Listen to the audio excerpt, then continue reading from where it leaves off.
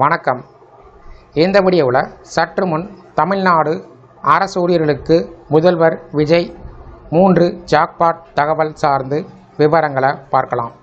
அதாவது தமிழ்நாடு அரசு ஊழியர்களுக்கு சமீபத்தில் 2% அகவிலைப்படி உயர்வு வழங்கப்பட்டது. இந்த நிலையில் அடுத்தடுத்து தமிழ்நாடு அரசு ஊழியர்களுக்கு வர இருக்கக்கூடிய முக்கியமான அறிவிப்புகள் என்னவாக இருக்கும் என்பது சார்ந்து விவரத்தை பார்ப்போம். இந்த வீடியோவை தொடர்ந்து பார்க்குறதுக்கு முன்னாடி நம்ம சேனலை இதுவரைக்கும் சப்ஸ்கிரைப் பண்ணாதவங்க இந்த வீடியோக்கு கீழே இருக்க ரெட் கலர் சப்ஸ்கிரைப் பட்டன் அழுத்தி சப்ஸ்கிரைப் பண்ணிக்கோங்க. அப்படியே பக்கத்தில் இருக்கக்கூடிய நோட்டிஃபிகேஷன் பெல் சிம்பலையும் ப்ரெஸ் பண்ணுங்கள்.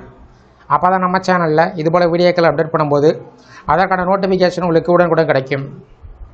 தமிழகத்தில் புதிய அரசு பொறுப்பேற்ற சில நாட்களில் முதலமைச்சர் விஜய் அரசு ஊழியர்கள் மற்றும் ஆசிரியர்களுக்கு மிகப்பெரிய ஒரு சர்ப்ரைஸை கொடுத்தார். நீண்ட நாட்களாக எதிர்பார்க்கப்பட்ட அகவிலைப்படி டிஏ உயர்வை அறிவித்து 58% இருந்த டிஏவை 60% உயர்த்தியிருக்கிறார். இந்த அறிவிப்பால் அரசு ஊழியர்கள், ஆசிரியர்கள், ஓய்வூதியர்கள் மற்றும் குடும்ப ஓய்வூதியர்கள் உள்ளிட்ட சுமார் 16 லட்சம் பேர் நேரடியாக பயன்பெறுவார்கள் என்று அரசு தெரிவித்துள்ளது. பொதுவாக புதிய அரசு பதவியேற்ற உடனேயே நிதி நெருக்கடி காரணமாக சலுகைகள் தள்ளிப்போகும் என்ற எண்ணம் நிலவி வந்த நிலையில் மிக குறுகிய காலத்தில் இந்த அறிவிப்பு வெளிவந்துள்ளது அரசு ஊழியர்கள் மத்தியில் பெரும் வரவேற்பை பெற்றுள்ளது. இந்த 2% டிஏ உயர்வு வெறும் சம்பள உயர்வு மட்டும் இல்லை, உயர்ந்து வரக்கூடிய விலைவாசியினை சமாளிக்கக்கூடிய வகையில் அரசு வழங்கக்கூடிய முக்கிய நிதி உதவி.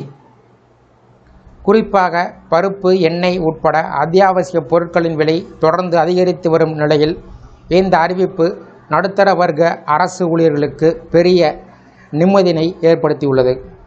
மேலும் இந்த உயர்வு 2026 ஜனவரி 1 முதல் முன்தேதியிட்டு அமல்படுத்தப்பட இருப்பதால் கடந்த மாதங்களுக்கான நிலுவைத் தொகையும் அரியர்ஸும் அரசு ஊழியர்களுடைய வங்கிக் கணக்கில் நேரடியாக செலுத்தப்பட உள்ளது. இதனால் சம்பளத்துடன் கூடுதல் தொகை கிடைக்க இருப்பதால் அரசு ஊழியர்கள் இரட்டிப்பு மகிழ்ச்சியில் உள்ளார்கள்.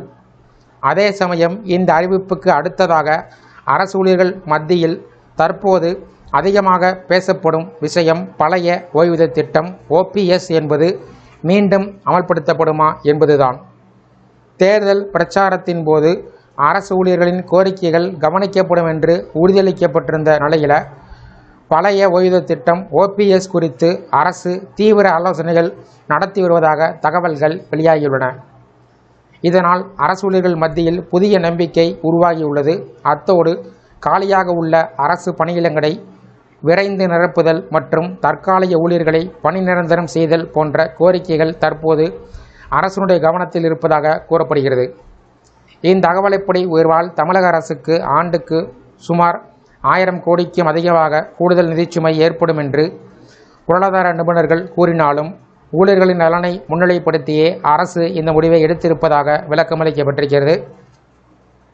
அரசு ஊழியர்களின் முழுமையான ஒத்துழைப்பு இல்லாமல் எந்த அரசும் மக்கள் நலத்திட்டங்களை முழுமையாக செயல்படுத்த முடியாது என்பதை புரிந்து கொண்ட முதலமைச்சர் விஜய் இந்த அதிரடி நடவடிக்கைகளை எடுத்து வருகிறார் என்று அரசியல் விமர்சகர்கள் கருத்து தெரிவிக்கிறார்கள்.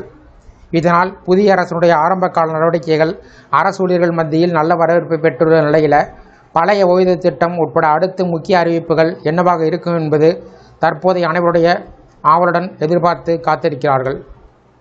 இந்த வீடியோ குறித்த உங்களுடைய கருத்துக்களை கமெண்ட் செக்ஷனில் கமெண்ட் பண்ணுங்கள். இந்த வீடியோ பிடிச்சிருந்தா வீடியோக்கு லைக் பண்ணுங்கள். இந்த வீடியோவை அனைவருக்கும் ஷேர் பண்ணுங்கள். நன்றி.